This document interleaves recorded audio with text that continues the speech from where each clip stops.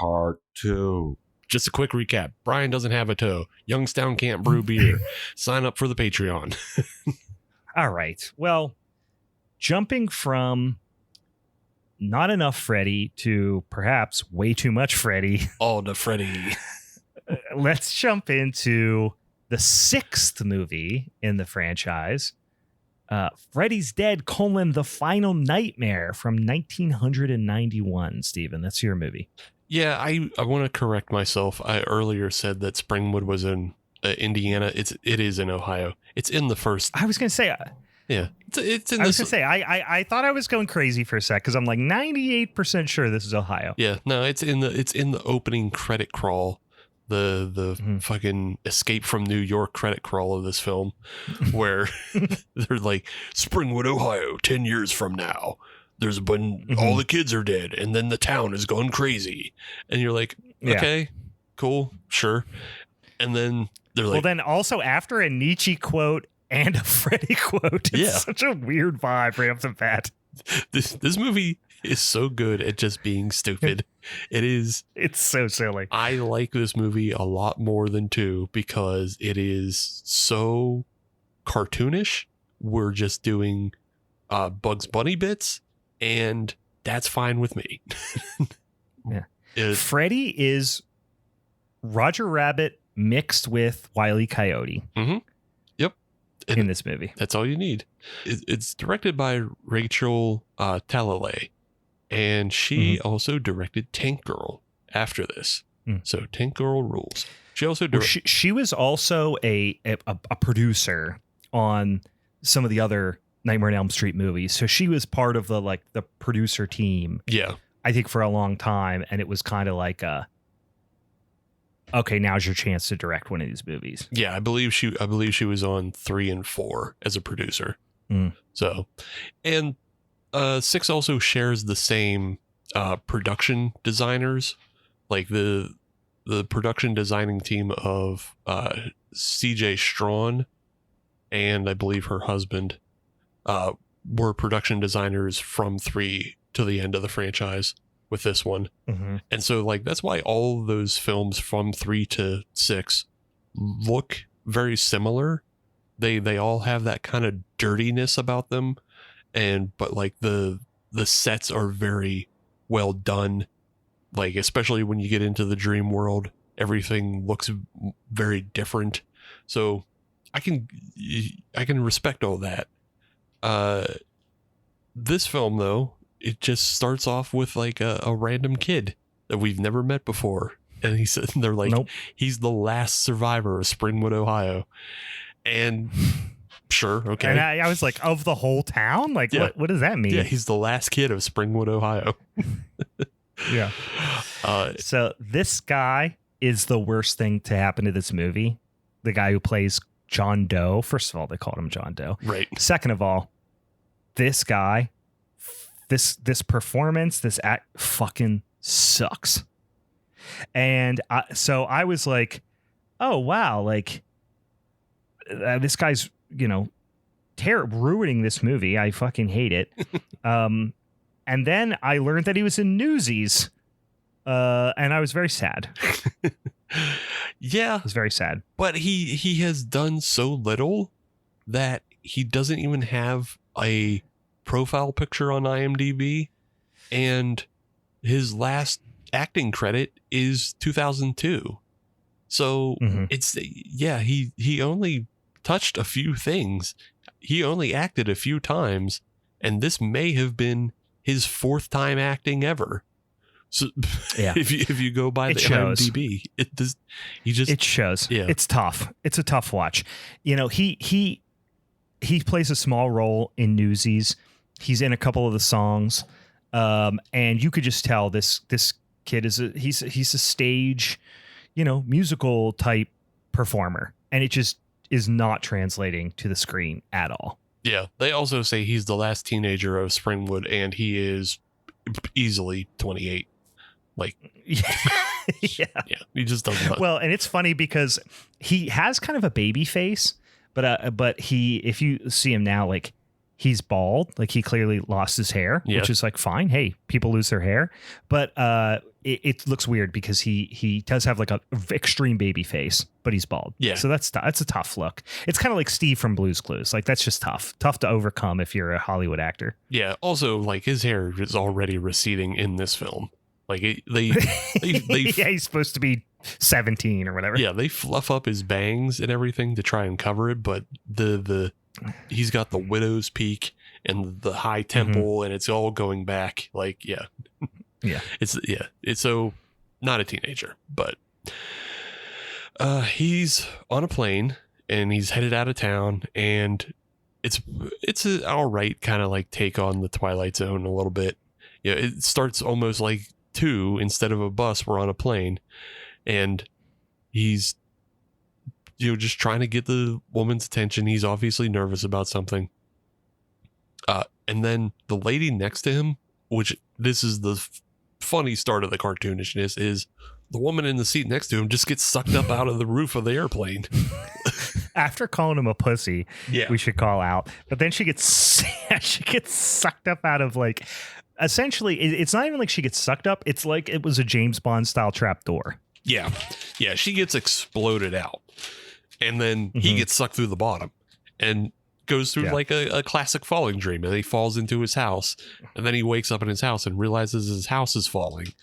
And then this is where we get our first look at Freddy, as he does a Wicked Witch of the West reference, just riding in on his broom, and he's like, "I'll get you and your little soul too."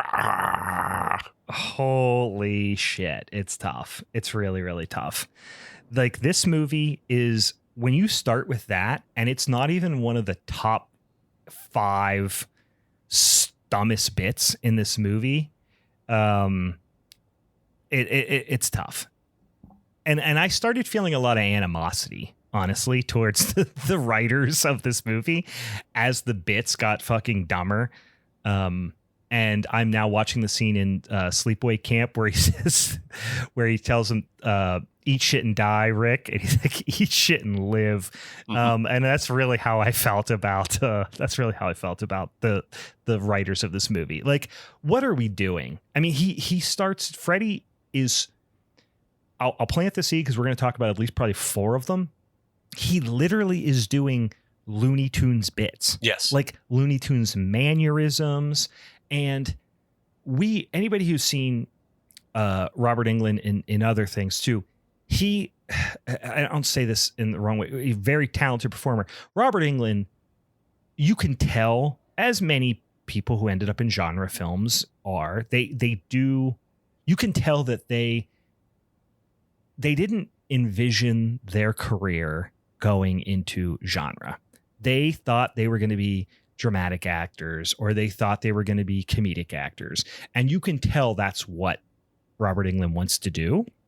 And he is relishing in this opportunity to just go full cartoon Roger Rabbit in this movie. Because especially at this point, this is the 6th film that he's done. Like, he's fucking done with Freddy at this point. Yeah, he's done with the character. He's done with doing the fucking makeup all the time. Like, he's not interested in it. Like, when he comes back for a new Nightmare, he's obviously not doing cartoon character. Like, he's back to being the most evil Freddy. And then, Freddy versus Jason, he's in there having fun. He's having fun again. So it had been a little while, and I think that maybe he had settled into like, no, this is going to be the highlight of my career, and that's fine. People would kill for that, right? Yeah, it still got him work, repeatedly for at least at least every 10 years he gets to play Freddy, and then now people are will call him up just to have him in the film, just to have the clout of his name in the credits. So. Yeah, it's done. It may not have been in what he envisioned, but it still worked out well for him. So, but yeah, he is absolutely doing cartoon stuff. And, if that first Wicked Witch of the West setup wasn't enough, he then runs over the kid with a bus and sends him through the dream world into the real world. And there's the cartoonish outline. When a cartoon runs through a wall, that's left behind. Yeah, there's the man-shaped hole in the wall situation. Yeah. But instead, this is a man-shaped hole in, I guess, time and space. Yeah, I'm not really sure. The fabric of reality between the dream world and the real world. If you're not set up already and understand that we're doing cartoons with this film, you're going to be lost. But that's what we're doing. We're doing cartoons. The thing, it wasn't even the cartoon bits that bugged me as much. It was the incessant laughing. Mm-hmm. Every time Freddy is on screen, he is cackling. And it's fine when he says a wacky bit. Yeah. Like he does a wacky pun, Mm-hmm. famous Freddy puns. That's fine. Do an evil laugh. But he just laughs for no reason in this movie all the time. And it got on my fucking nerves. I'm not willing to accept this kind of slander out of you, Brian, because Yeah. you and Meg have made me sit through 3 fucking Terrifier films for... Okay. But that works. And I knew you were going to bring that up because the joke is that he makes a bit and is trying to be silly, but then follows it up with something so brutal that it makes the juxtaposition horrifying. That never happens here. He's just doing bits for bit's sake. Yeah. He's not an evil clown. This is almost like he's an evil, like, Catskills comic that never does the evil thing, really. Like, he just does cartoon things. Yeah, well, hey, Ohio is not quite close to the Borscht Belt, but he could have made the trip. Yeah. This is the least scary, and this is saying a lot, because Freddy, I would argue, outside the first movie, is never scary again. This is the least scary Freddy in the entire franchise. Yeah. Oh, for sure. Again, because they're done with the franchise. Like, there's nothing left to do with it at this point. Like, they've milked it. They haven't. Mm-hmm. The last 2 films weren't fucking good. They can't milk anything else out of this. So they're just putting it up to put it up. And they're like, hey, we're going to do 3D and we're going to just recycle a bunch of the stuff that we've already done. But this one is like, the setup is like that kid that we see in the beginning finds himself in a new town, and the new town has kids to get scared with, and Freddy's going to use him as a conduit to scare kids, like every other fucking film. Yeah. Yeah. And they always figure out a way to tell us why this kid is relevant. Yeah. And I like the fact that this kid actually isn't relevant, and they're not, like, he's not that relevant. He was just a tool. He's not actually a tool to get kids to scare. He's a tool to reunite Freddy with his daughter, which is like, it's a little bit of a fun twist, because they don't even care enough to give this character a real name. He's named John Doe because he doesn't fucking matter. That's funny. He doesn't matter. It's like, so we get introduced to the crew, which same thing happens in my movie. We'll get to, obviously, Dream Warriors. We have a great crew in that movie compared to the other movies, but then we always get introduced to the new crew of kids. And in this movie, you get the new crew of kids. We got Spencer, we got Tracy, we got Carlos, and you're like, okay, here's the crew. And then we have Maggie, and then we got the doc, but then all of a sudden we got this fucking dildo that we don't care about. It doesn't matter. And if you made him like mysterious, and we're like, what's his backstory? He's the odd one out. He's the weird, mysterious one, which we don't know the backstory of. But he doesn't play it like that. He plays it like he's, doing a stage performance of Oklahoma. And it's fucking obnoxious. And I hated him on screen. Screen. Yeah, he needed to be like dark and brooding. And like, maybe they put a leather jacket on him or something, but no, make him mysterious, for Christ's sake.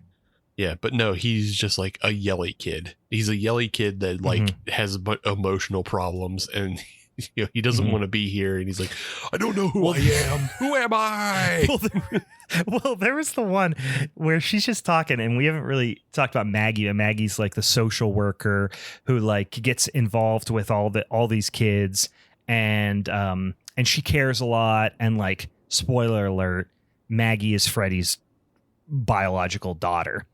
And Maggie's having a conversation with John Doe, and she's like, just talking to him. And he's like, I don't really know. I got amnesia. And like, he's kind of just being like smart mouth kid. He's like, I have amnesia, whatever. And she's like, well, I mean, where are you from? And he goes, I don't know. He just screams in this really obnoxious. He's fucking terrible. Yeah. He's awful. Also in that same scene, he's like sitting in a chair, overacting, and Maggie is just kind of watching him, like as he explains himself. And he's sitting in the chair and he's like fidgeting and he's like looking around a whole bunch. He's like, if I fall asleep, there's gonna be trouble. Yeah. What do you mean big trouble? Yeah. Yeah. And then it becomes the Music Man. Yeah. Big Trouble in River City.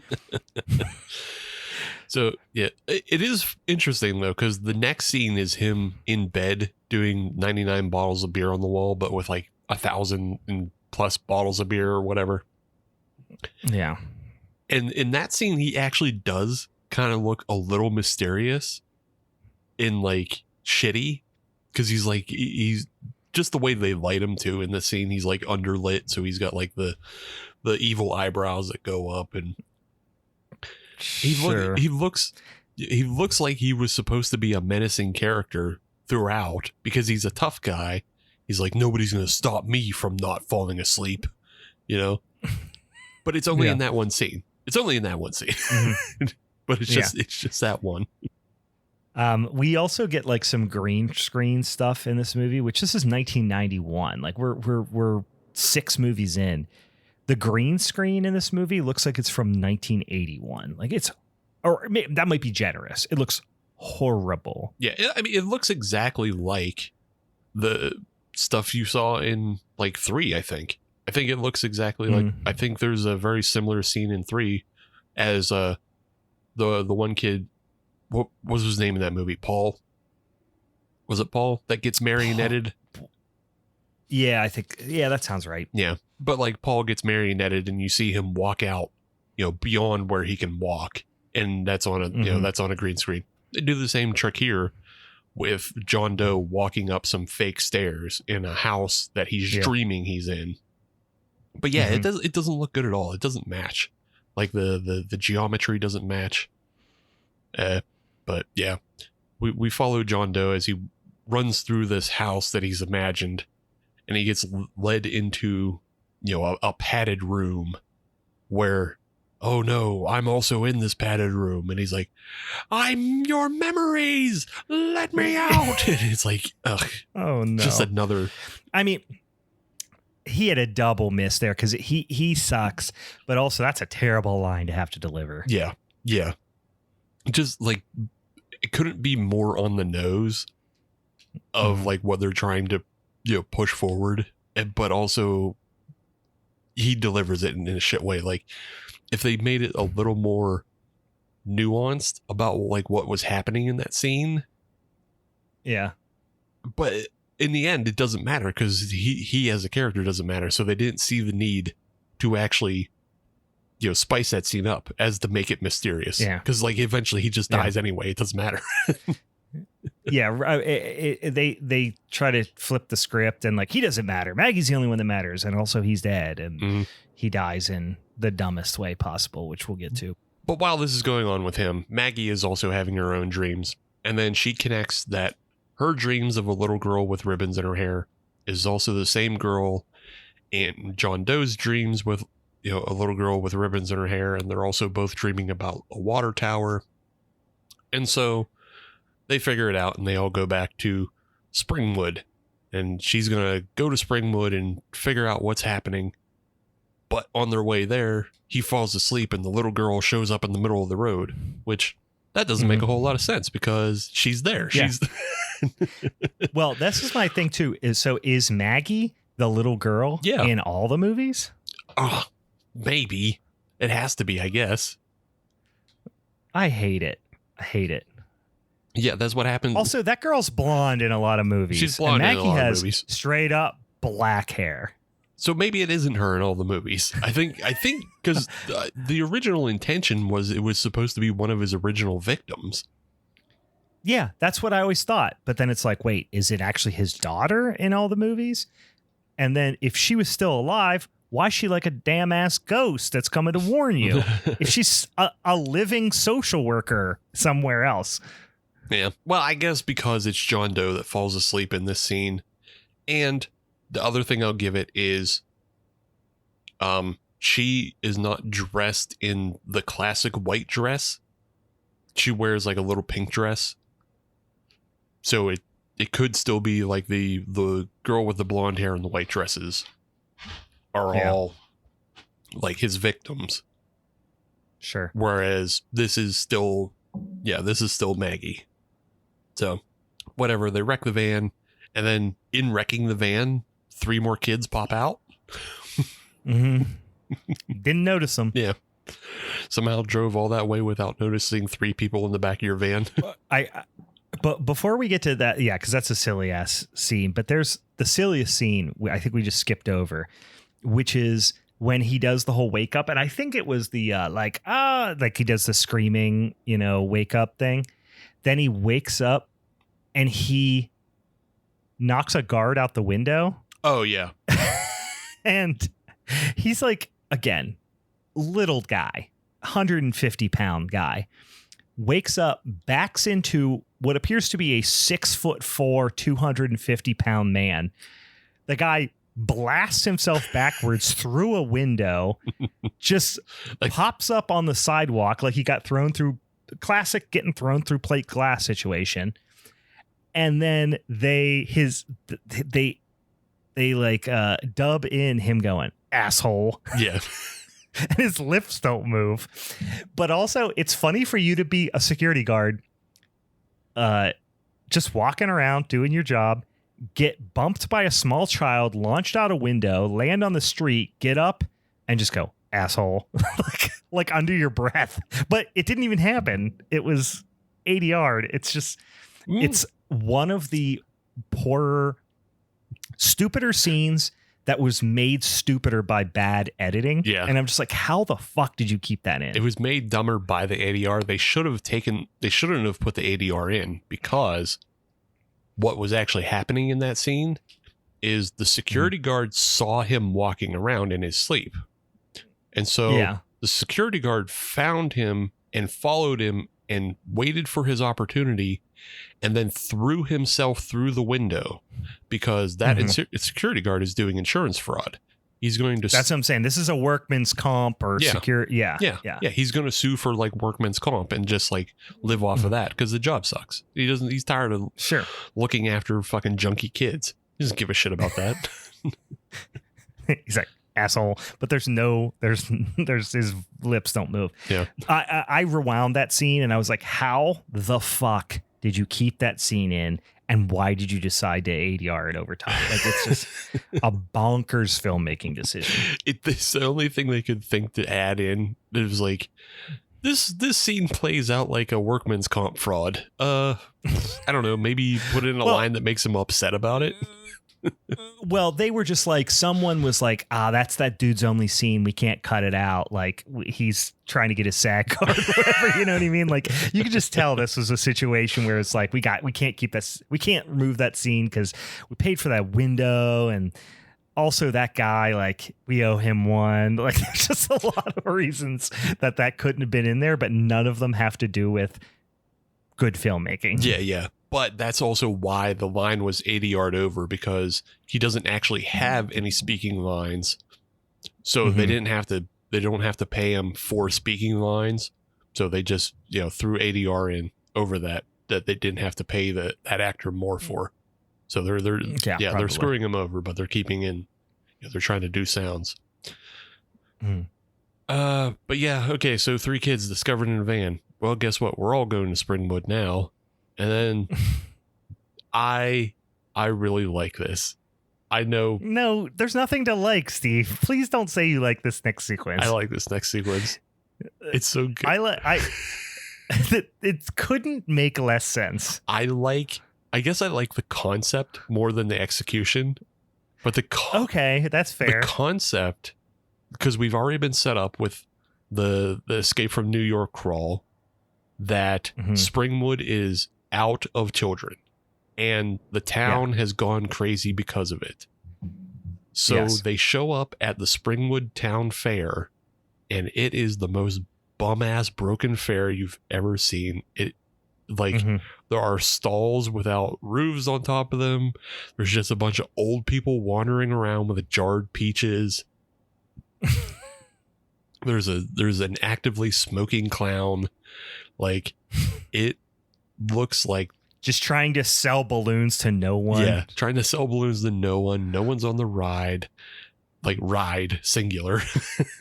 And everything This makes sucks. the worst church bazaar you've ever seen look like Magic Kingdom. Yeah, but nobody's even spinning the fucking raffle wheel. Every church bazaar, every church street fair has at least one raffle wheel spinning that you hear. That's not even happening at this. That's how broken down it is, because it is just insane old people just living the same. It feels like they're living the same day over and over again.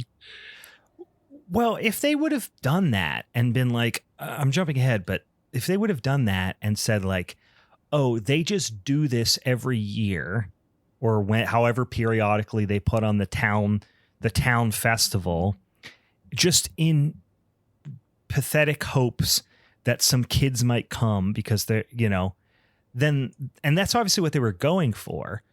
But when the kids got out of the van, they all were like, oh my God, our prayers are answered. Kids finally came. But they don't. The kids walk out of the van and everyone there is nonplussed that outsiders are there, except for who you're about to talk about. Well, some of them are actively afraid of the kids, and like they all like pack up their jars of pickled whatevers and run away. But this is a good jump scare in that. Yeah. Scariest part of the movie by far. Roseanne shows up. Yeah. Roseanne Barr of Roseanne fame. Of screaming about conspiracies and Jews eating babies. Roseanne shows up, and she corners these three kids and is like, oh, their kids are back. I'm going to take you home. I'm going to take care of you. And for those who remember the deep lore, Tom Arnold of True Lies it also shows up. Excuse me, Tom Arnold of The Stupids. Tom Arnold of The Stupids, my bad. My fault. They were married at this time, and he shows up and is playing her bumpkin husband and is like trying to convince her not to take the kids with her. And it's just a terrible jump scare, like cameo guest spot that like, you could never guess it was going to happen. And it has no business in a horror film. And it makes, it's so great though. It's awful. It feels like a Mad TV sketch is what I wrote down. Like at this point, I feel like this is like a failed Mad TV sketch. Like Stewart is going to pop out at any moment. It just doesn't make sense. It's tonally all over the place. They never really circle back. I mean, the only hint to why this whole sequence is there is right when they get out of the van, talking about like, oh, we don't see any kids. Somebody says something how there's no kids. It should have ended there, but they needed a place to put Roseanne and Tom Arnold. I don't know why they're involved, but they got involved and they needed a place to put them. And this is the only place they made sense. So it just feels so shoehorned in. It's completely shoehorned in. I don't know why they put them in. And again, I like the concept of the town that lost its mind. They could have made it scary, but they didn't make it scary. They made it silly. And even one of the characters, I think the one played by Breckenmeyer, remarks that they're in Twin Peaks now, which was also very popular at the time. So like they're just shoehorning stuff in. They're just doing references. Like, hey, everybody loves Twin Peaks. Everybody loves Roseanne and Tom. Isn't this crazy? Yeah. They do continue this theme on, though, because Maggie and John Doe split up from the rest of the three, and they go to the school to investigate more.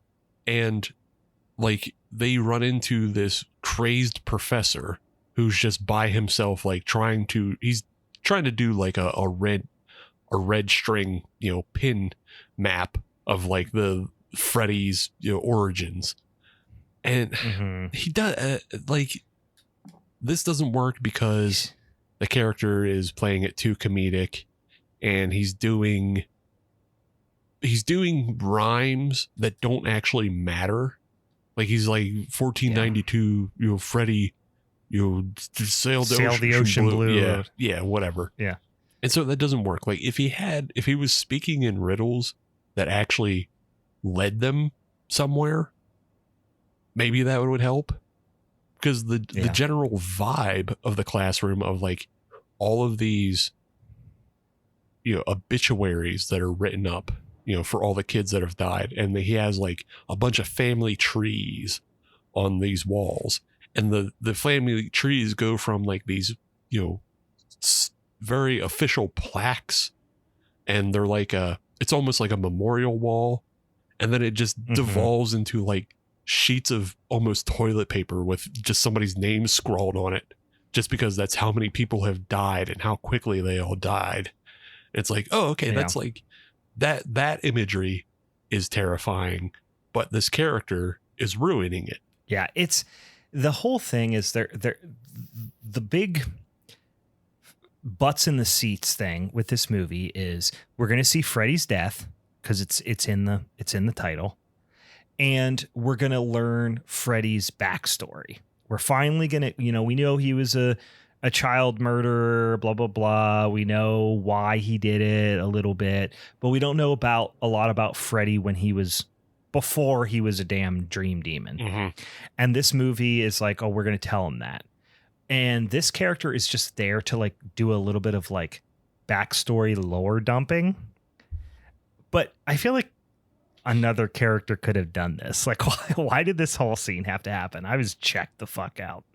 Or it didn't have to happen at all, because we see a little bit of a montage towards the end of the film.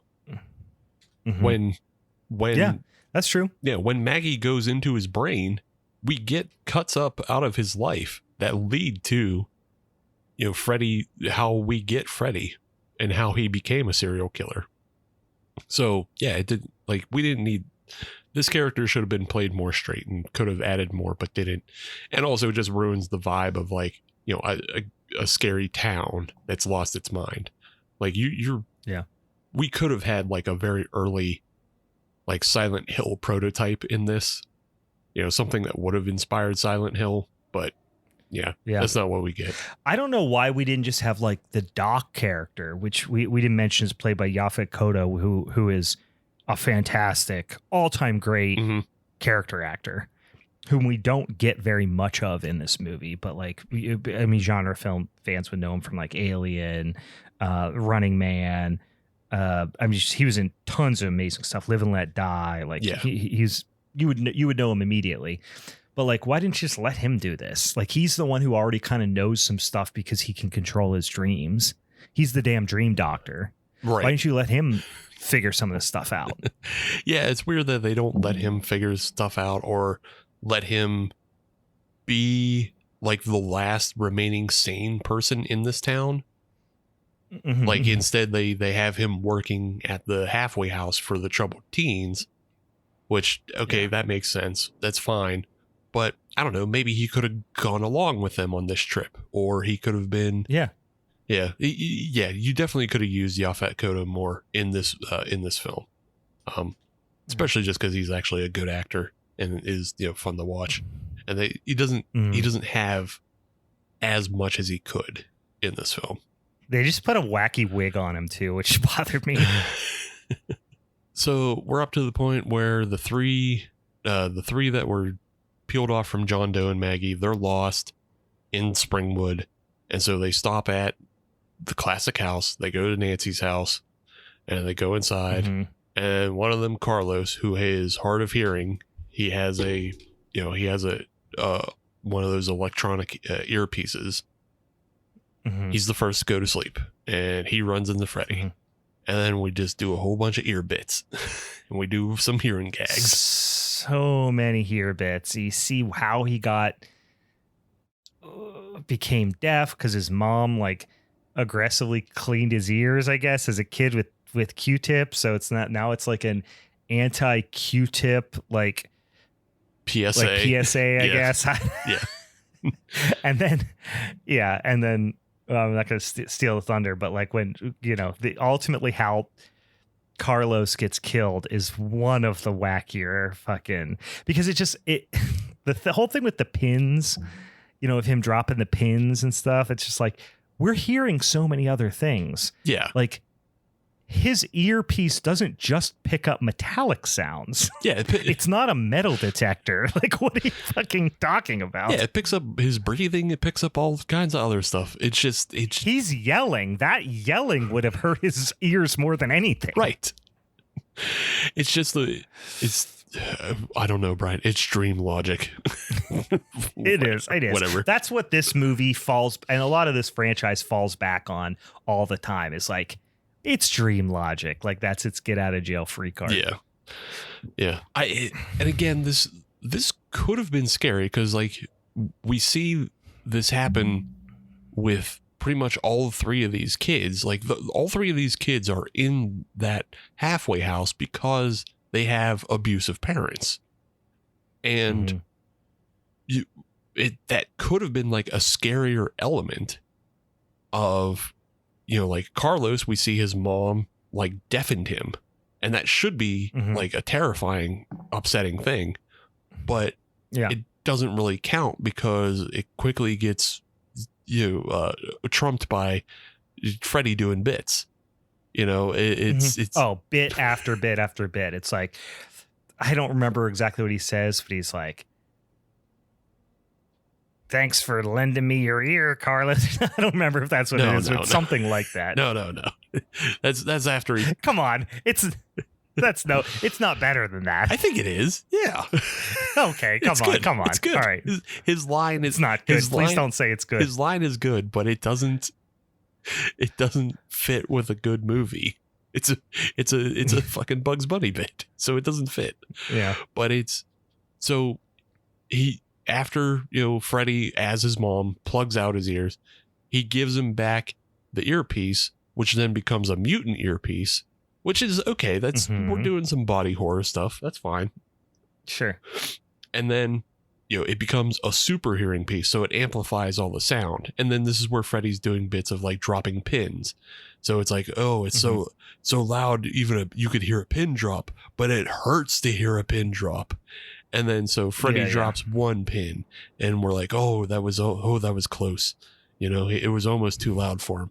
Then Freddy takes out a whole handful of pins, and my note was, I had the note of, oh yeah, I wouldn't drop these pins on my deaf friend Carlos, would I? It's just like, you might, Rabbit. You might. You might, Rabbit. You might, Rabbit. Yeah, it is a, honestly, this is not even the most cartoonish thing he does. Like, it gets towards the end. Yeah. It's 100%. I mean, I guess we have seen the man-shaped hole in space and time, but we get, there's a couple of really straight up ripped off from Looney Tunes bits in a minute. Yeah, and this is one of them. And then, because it's just the setup of like, oh, I wouldn't do this, would I? Yeah.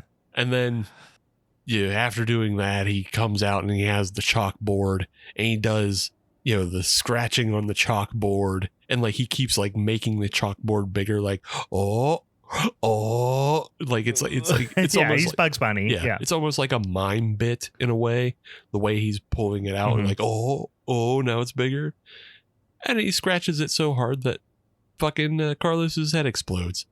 And the line, Brian, is, "It was nice hearing from ya." Oh, that's worse. That's actually worse because it's less because he didn't hear from him. You know what I mean? Yeah, I know. It doesn't make cut total off sense. Carlos's ear at one point. So mine is actually a better punch up because thanks for lending me your ear because he takes his ear. Yeah. Freddy didn't hear from him. He heard from Freddy. Yeah. Come on, guys. Carlos didn't call him up. Get in the room. Get in the writer's room, guys. The movie's over, Brian. We can't fix it. God, I'm so furious. Bunch of more bits. We go back to the house, and Breckenmeyer is now falling asleep on the couch, and he's watching TV high, and this is fun. Can you admit this is fun? Yeah, okay. This is the most fun that we're going to have in this movie. Okay. So which we haven't even mentioned, Breckenmeyer is one of the new kids in the movie, and you think he's going to be the kind of lead guy, you know what I mean, that's going to be part of the crew or one of the crew, but we barely use him. Yeah, not 90s really. royalty. 90s royalty, I would say. And we barely even see him, and he's just relegated to like a silly stoner character. But he's a silly stoner video game guy. That's his role. Yeah. He's, everybody has a bit. Everybody has a thing. Carlos is deaf. Mm-hmm. Breckenmeyer is high on video games. Girl does karate. Carlos is high on being deaf. Yeah. Carlos is also straight edge because he turned it down. So yeah, straight edge That's and true. deaf. And girl does karate. And so those are your archetypes. But yeah, in this scene, Breckenmeyer's watching TV, and up on the screen appears Johnny Depp doing his "This is your brain on drugs" PSA, which is interrupted by Freddy, and he hits him with the frying pan, and he said, "This is your brain on eggs." So I don't know. It's fun that they included. That's not even what he says. He doesn't even say that. He botches the line. Not Freddy. Not like they botch the line because he says something about like, this is your brain on drugs. And he questions, which is of course the old PSA everybody knows. Yeah. Which quick caveat here. This would have been very exciting and been very, I think, strong fan service for somebody watching this movie in 1991. However, in retrospect, knowing how weird and like how not cool Johnny Depp is now, it really comes across annoying and not cool. But in 1991, it would have been cool. Right. But he goes, Freddy comes up and after smacking him in the head, and he's like, I think it's, instead of his brand drug, it's just a frying pan with some eggs. Like he doesn't make a gag. He doesn't say, looks like a frying pan to me, Johnny, or something like that. He just says, there's no pun. There's no joke. He just says some things. And then for some reason, because he's so baked, he laughs at it. But I'll also say that this is a very 1991 thing, is that the 40-year-old squares who were making this movie thought that weed was a hallucinogenic. And this is a thing in the 80s and 90s where weed equals drugs. Like weed is the drug, right, that everyone's scared to do because the average, white suburbanite kid is not being exposed to heroin and crack cocaine. That's just for the ethnics. You know what I mean? Yeah. So the weed is the scary thing for white suburbanites. And so they associate weed with like hallucinating and tripping balls. So they go into all this like weird psychedelic imagery, and he's just like smoking a joint on the couch, and it's just obviously doesn't hold up at all. No, and especially because Dare is in full effect at this point, so they're obviously playing off weed as it's the gateway drug. Oh no. And so they just want to cut it off at the head of like, look, don't do weed. because weed obviously will lead you elsewhere, even though in 2 we were talking about how Jesse was shooting heroin or whatever is one of the like they're talking. Yeah, it was a much harder line thing. Yeah, she was a heroin addict. Yeah, they were talking about Clu Gulager makes a reference in 2 where he says Jesse should go to a methadone clinic, which is where you send fucking opiate addicts. So sure. Yeah. But yeah, this is, 91 and we're doing Dare. And so, yeah, gotta keep the kids off the drugs as much as possible. And then probably I think this is the worst part of the film is this extended Spencer in a video game fucking thing. It would have been fun if it was like 20 seconds of it. But instead it's like multiple minutes. Yeah, it's multiple minutes, multiple scenes of Freddy pretending to control Spencer in a video game, but also it seems like Spencer is controlling himself because he's fighting his dad. So it's like, is Freddy? This is also, is Freddy helping him to fight his dad? Yeah. This is also fucking those same 40-year-old writers who thought weed was a psychedelic and Iron Butterfly was the track to play. Yeah, they play Inagata DeVita when he's smoking weed. I'm like, you guys just are missing it. You're missing it. Yeah. Those same guys think, well, they don't know how video games work. So they just, they just have Spencer fighting his cartoon dad inside of the video game. But Freddy also seems to be in control of Spencer at times. And he has Spencer like running through the house, punching up the house. And he's doing almost like Roger Rabbit fucking bounce arounds as he bounces into the ceiling.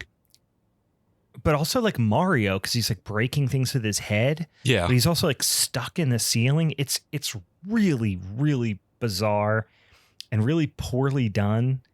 And also, like when you show him on screen, it's like it feels like, for those of you who remember Nick Arcade. Oh yeah. Like it feels very, very Nick Arcade. But then when you see what he's actually doing to the house, he has like supernatural speed and strength. But he doesn't seem to be getting hurt. If he was like getting hurt, like, oh, he punches the wall and his hand's all broken, or he jumps up and breaks, one of the bricks with his head, and all of a sudden his like head is bleeding or something, but it doesn't seem to be harming him. No, it doesn't seem to do him any harm. And they're still also playing it cartoonishly because like there's a moment where he jumps through a wall and John Doe is in that room, and John Doe is like, I found Spencer, like as he calls out to everybody else. They're literally doing like boink, bonk, whoop, like this insane cartoon sounds. Oh yeah, all the soundtrack is insane cartoon sounds. And they even had a setup for a hallway gag, and I thought it was going to be like a Scooby-Doo hallway gag because oh no, run in one door, come out the other door on the other side of the hall. Yeah, because they have it set up for that, but they only send him flying through one door to another. But it's still the same kind of setup gag like that. And it just doesn't none of it plays. And then when Spencer finally dies, he just kind of falls into a pit like Mario, and then the TV fills up with blood. So it's not I don't know, it's he goes down like a pipe, because also like Freddy is like attacking him with like a blade in the they just could have done a lot of other things, but instead they do all of this wackiness to ultimately be like an off-screen death. Yeah, an off-screen, and just like not, I don't know, just not very clever or funny. Like, obviously, like this is supposed to be a little bit of a take on the death in 3, where he shoves the the woman's head through the TV, and he's like, but that's so quick and effective because it's a scary TV. And he gives her a line, and like he doesn't satisfy her dreams like a bad genie. he grants her wish of being on TV by shoving her head through a television. Well, and they even quote that at the beginning of the movie. Right, yeah. That's the quote at the beginning. It's prime time, bitch. Yeah. Yeah. Right. But like he kills her. Welcome to prime time, bitch. Yeah, welcome to prime time. And like, yeah, he kills her like an evil genie. Gives her like her wish of being on TV, which is just literally your head through a TV. This is just nothing, because we saw Spencer playing that shitty Tiger Ninja Gaiden, but he's not like, I don't know, there's nothing about him screams like, I'm gonna be the best that there ever was. And Freddy has like a take on the Power Glove in this. Like his Power Glove is all steampunky with switches and shit. But I don't know. Evil Power Glove. Yeah, it just, I don't. He even uses the phrase like Power Glove. Yeah, I think, which is like interesting that he was able to do that. And he even says like the now I'm playing with power. So there's a lot of. It's a really long scene, and it's wears out its welcome. Yeah, wears out because it doesn't work, and it's all cartoons, and it just, I don't know, it's not as funny, and it's not well done enough to be actually like I don't know, good for the movie. Like, I guess I can't even think of a good video game reference in a movie.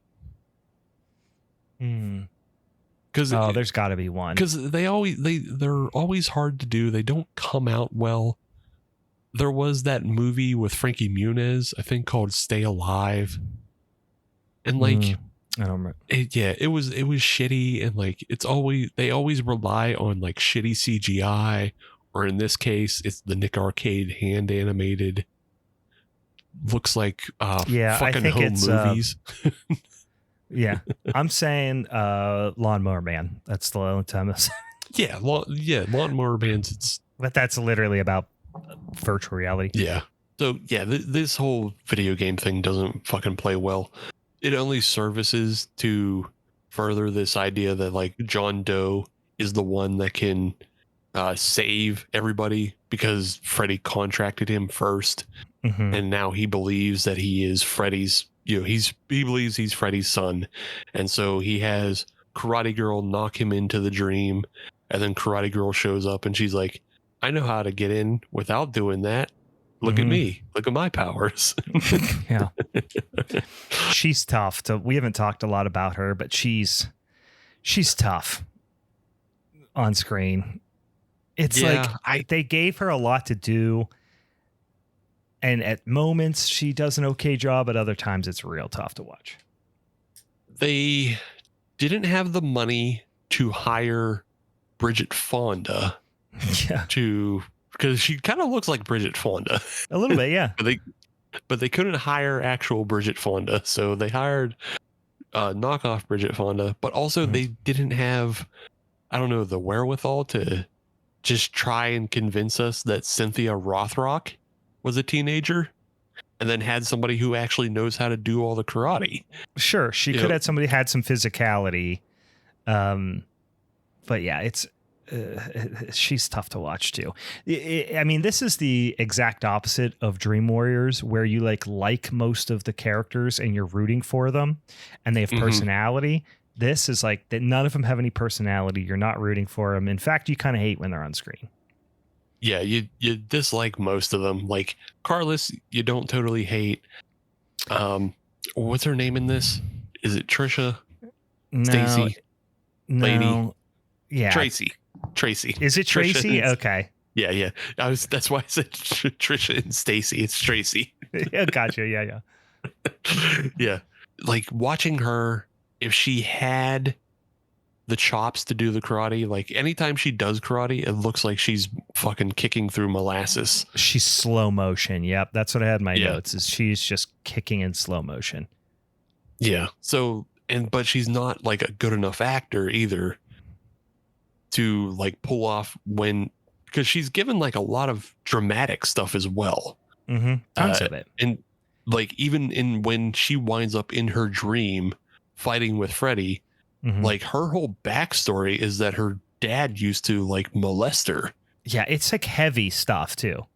Yeah, it's really heavy, and like this film takes I would say after Breckenmeyer dies, this film does take a more heavy, serious tone. Mm-hmm.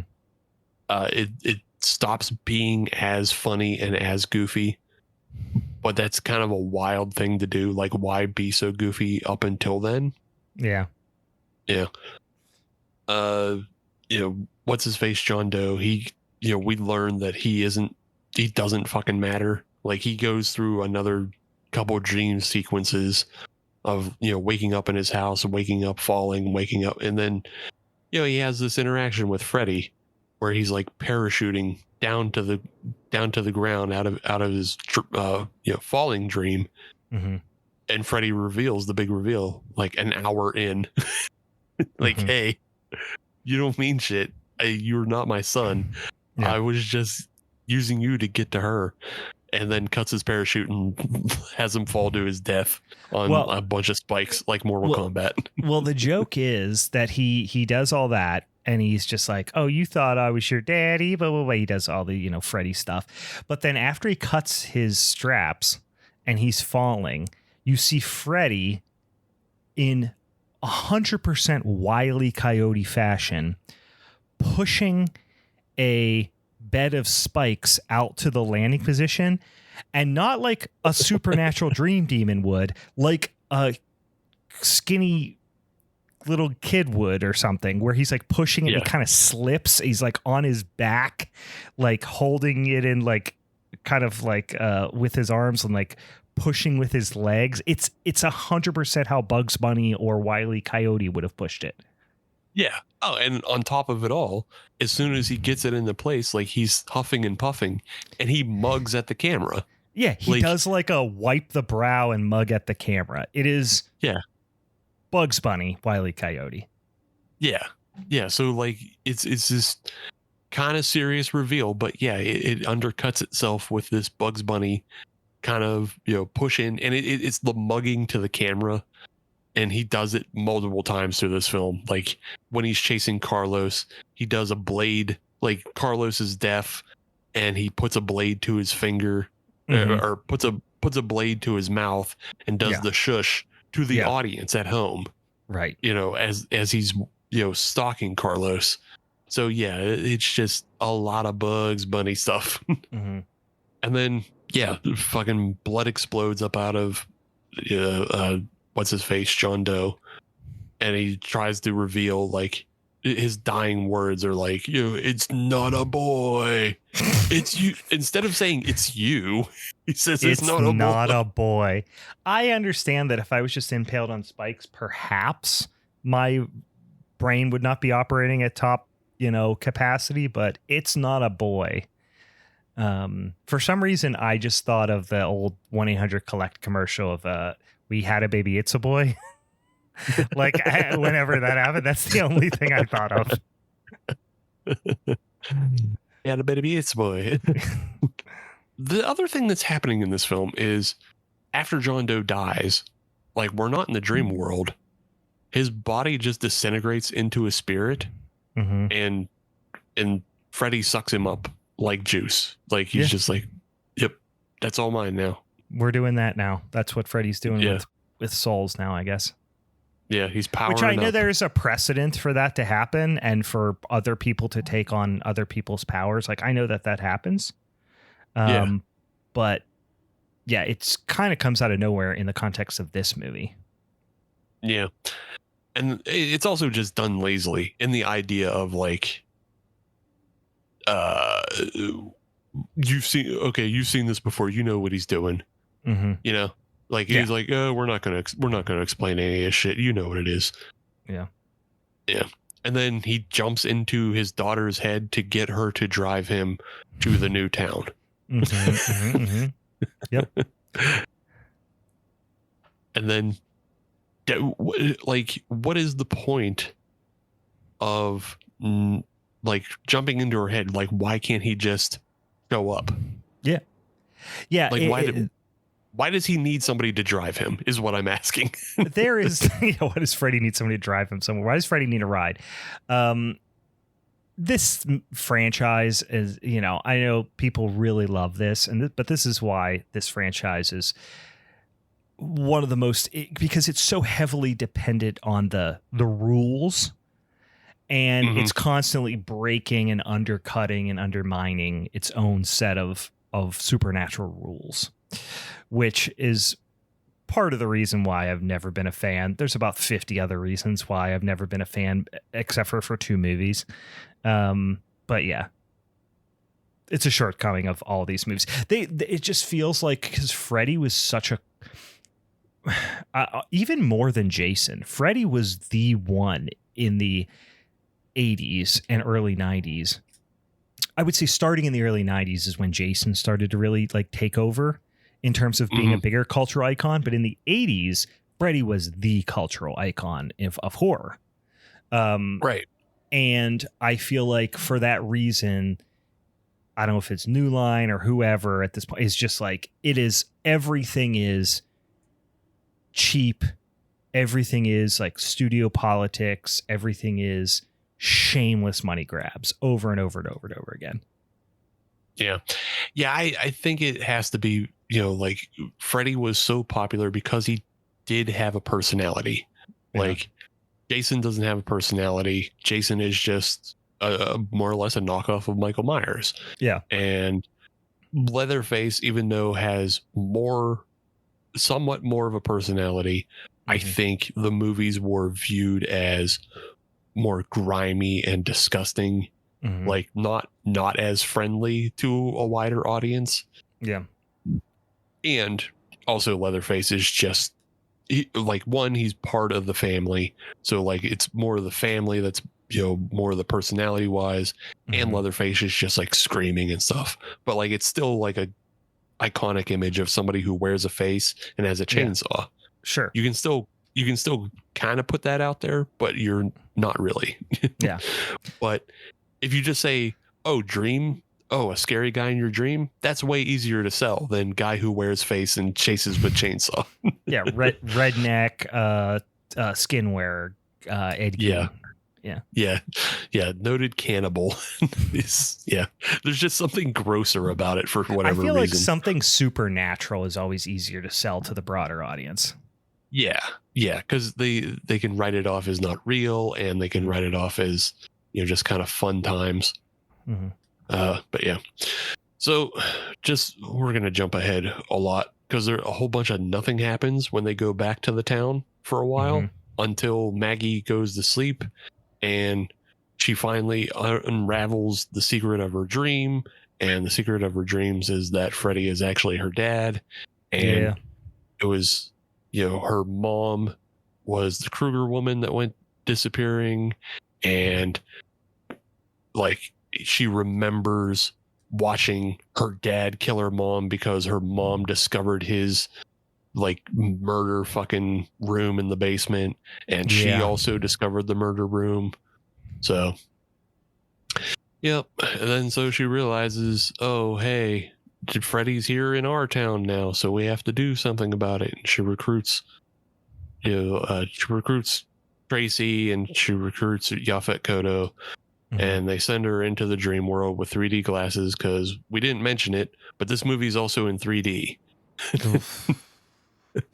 I mean, it's again, this is the mentality, right? This is like, it's fine. There's a long and celebrated history of exploitation and just doing wacky gimmicks to get asses in the seats, and we love that to a certain extent, but also with something that's so established and has such a dedicated fan base after 5 movies, it feels like a bit of a slap in the face to an established fan base. Yeah, and it also feels like they're just throwing everything at the wall. Friday the 13th Part 3 was in 3D, and that was like years before this. So like this movie's 1990, 91, and they're just like, yeah, we're just going to throw everything at the wall. We're going to do 3D. We're going to do all this bullshit. We're going to do everything. And it's like, okay, I guess we're going to make it cartoony. We're going to make it stupid. And we're going to show you, some backstory, we guess. They send... everybody gathers together. They send Maggie into the dream world, and she has to go into Freddy's head, and she puts on a literal pair of 3D glasses to let the audience know it's time for you to put yours on as well. Yeah, it's rough. Yeah. We get some cool fucking puppets, and this kind of fly through Freddy's brain is actually really cool. It rules. And that I actually put that in my note. Coolest part of the movie by far. It's giving me very like Tim Burton-y vibes too, with like the shooting through, the music actually over top of it as well. And just like the attention to detail, which a lot of this seems like practical handmade stuff. And I'm like, who did they get to do that? Because that's the coolest part of the movie by far. Yeah, so I looked it up because it actually kind of gave me Phil Tippett vibes. I was like, did Phil Tippett do this? It wasn't though. It was a studio called. It wasn't Phil Tippett good, but it was pretty good. Yeah, I mean, it could have been early Phil Tippett, but no, actually, it was by a studio called Stetson Visuals, who was led by Mark Stetson, and he has like a huge who's list of stuff he's done. I've seen that name before. Yeah. Yeah. But among his stuff is Ghostbusters and Blade Runner. So he's done tons and tons of shit. It's the coolest part of the movie. It's like a 10-second thing, and it's probably the coolest part of the movie. Yeah, it fucking rules. And then there's another thing that popped out to me, but like after Maggie kind of lands inside of Freddy's head, she's in like this. It feels like almost a subway station type deal, but it has like a bunch of doors, and one of the doors that she goes through have this kind of brutalist architecture to them, and they look like this work of a Pennsylvania brutalist sculpture. His name's Paul Evans. Just look up like Paul Evans' work. All of his stuff looks like Predator 2. If you look up his stuff, it just looks like stuff in Predator 2. But a lot of the stuff in this scene also looks like his stuff. I just thought that was really cool, and that stuck out to me. I'm just trying to give people art to go look at. Yeah, that isn't this. Yeah. That isn't this. Also, the music I wanted to mention is done by Brian May, not Brian May of Queen, but he was a composer, and he did the music for the early Mad Max movies, and Road Games. Okay. So, yeah. So he has a little bit of a pedigree to him. He did a lot of stuff. But yeah, once we're inside Freddy's head, we get a whole bunch of flashbacks to like Freddy as a kid killing rats with a hammer, and Freddy getting beat by Alice Cooper, and just Alice Cooper giving him the belt, and then Alice Cooper getting like killed off screen. It was like, come on, you must have literally got Alice Cooper for like 20 minutes. Yeah, they were like, can we put some makeup effects on your throat so he can slash you with a razor blade? He's like, no, dog, you ain't doing that. No, let's not do all that. Alice Cooper might be one of the most appears in the most kind of decorated franchises in a way, because he appears in this film. He does songs for Jason, and also appeared in the John Carpenter Prince of Darkness. Yeah, so he just shows up in all the franchises. All the franchise players. Let's see. Yeah, we see all of Freddy's history more or less. And he has another kind of come together with his daughter Maggie, and then she grabs onto him and pulls him into the real world, and then they fight in the real world. And they fight him with all the stuff that confiscated off the bad kids. Yeah, like the little pipe bomb or whatever. It's like bizarre. Yeah. There was Chekhov's pipe bomb as built by Breckenmeyer, and we're never even told why he built it. He's just like, that was for something. Don't worry about it. Well, and it also feels a little aggressive. It's like, a slingshot might have made more sense, but a pipe bomb? Come on. Right. Potato gun, even pipe bomb feels more terrorist-y. Exactly. Yeah, I was gonna say this movie is obviously very pre 9/11 and very pre Columbine to just let a character do that. Yeah. There's a short fight scene that sucks, and they hit him with bats, and then they fucking string him up, and they put a pipe bomb in him, and she throws a bunch of. Steve, don't pretend there's not ninja stars. I'm not skipping over the ninja stars because that's what mostly bad kids carry on them. You went right to pipe bomb. You tried to pretend there isn't ninja stars. I know what you're doing. They skipped over the. I didn't want to skip over the fact that they did that, but it just ends in a pipe bomb, and it doesn't feel good. It's not like it doesn't. Like 2 ends on a shit note, and this kind of ends on a shit note. Yeah, because it's just a bunch of ninja stars and then a pipe bomb, and she does gut him with his own claw, which are fine, whatever. And then he blows up, and then because it's in 3D, his head blows up towards the screen. Well, his head blows up towards the screen, and then his head comes out of his own mouth, and then a million of his heads come out of his own mouth. It is and then the sperm ghosts show up too. And then the sperm ghosts, who also look like the ghosts of fish, but are more sperm-like, but they have the bone structure of like a deep sea fish. Like, it's fucking so poorly done. For this to be the quote-unquote end of horror icon Freddy Krueger, if I was a big fan of this franchise in 1991, I think I would have built my own pipe bomb and sent it to fucking New Line. Send it to a theater. Yeah. I would have punched the usher in the theater. Yeah. I would have just done arsons for the rest of the evening after I watched this movie. Why didn't you warn me? Yeah. Why did you let me buy a ticket to this? That feels anti-consumer. Yeah. Yeah, the fish puppets are funny because they look like they're out of a Tim Burton movie, because they're not particularly scary, and they're kind of fun. And then their whole, after Freddy blows up, they just kind of laugh about how he blew up and then exit stage left with them. Well, they feel very Ghostbustery actually, and they're they're just doing bits. Like, they're just not bits, but they're just like they're like Muppets almost. Yeah, they're just like little menaces. They're not, they don't feel like demons that grant you power. Yeah. They just feel like, well, too bad. Sucks to be you. Bye. Yeah. They feel like they might hang out with all the anthropomorphic fruit and vegetables on that hang out with, the Swedish Chef. Yeah. But that's Freddy's Dead. I think some of the bit stuff is fun. I think it's more palatable than 2. For some reason, after watching 2, I was just mad at it. This, I'm just like, they're doing Jason Lives, except for it's Freddy's Dead. Who gives a shit? This, I will say, I had much more fun with 2.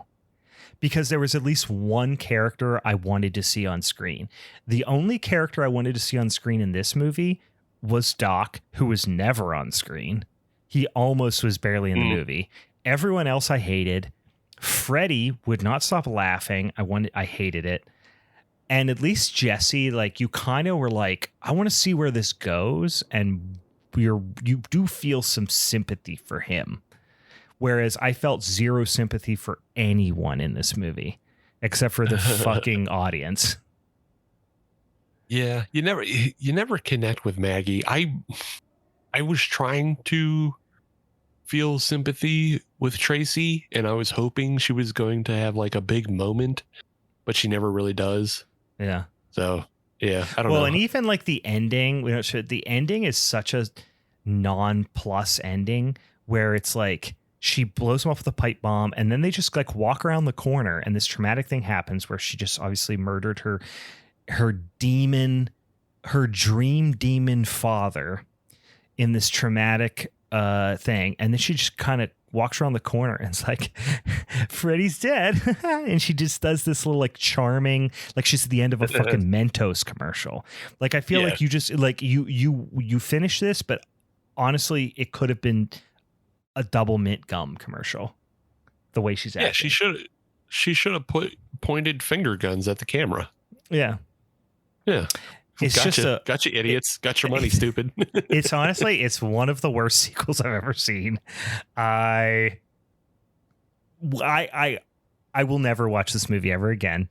Even the bad parts weren't like charmingly bad. It's just, oof. This was I actually don't know that I've ever seen that movie in its entirety before this, because I feel like I would have remembered how horrible it was. Mm-hmm. Yeah. Same. Like 2, I knew 2 was wacky bonkers. I was like, oh, Freddy's dead. Like, yeah, okay, I've seen that. But I think it's one of those movies that I put on and just, it couldn't hold my attention. So I've never really truly sat down and watched it. Yeah. You know? Yeah, same.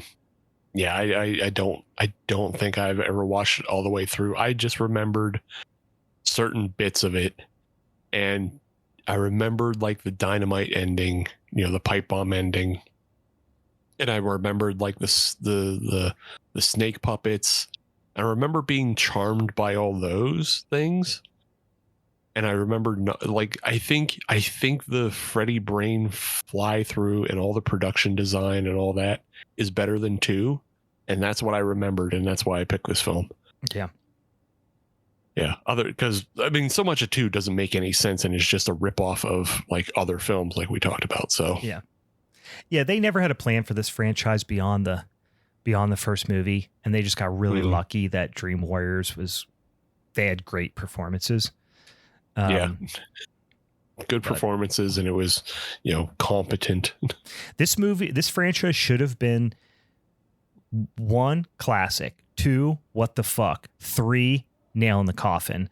But they got lucky that 3 was actually really fun, and then that extended it for 19 fucking more movies. Continued in part 3.